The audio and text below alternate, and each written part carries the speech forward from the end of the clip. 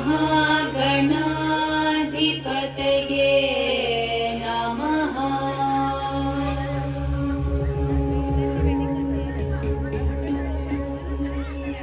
विकटोत्कटसुन्दरदन्तिमुखं भुजगेन्द्रसुसर्पगदाभरणं गजनीलगजेन्द्रगणाधिपतिं प्रणतोऽस्मि विनायकहस्तिमुखम्।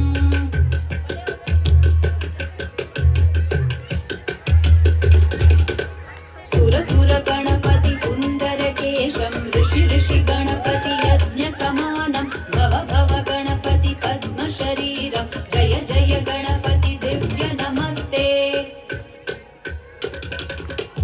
गजमुखवक्त्रं गिरिजापुत्रं गणगुणमित्रं गणपतिमीशप्रियं गणपतिमीशप्रियं गणपतिमीशप्रियं। करधृतपरशुं कङ्कणपाणिं कवलितपद्मरुचिं सुरपतिवन्द्यं सुन्दरनृत्यं सुरचितमणिमकुटं प्रणमत देहं प्रकटिततालं षड्गिरितालमिदं तत्तत् षड्गिरितालमिदं तत्तत् षड्गिरितालमिदम्।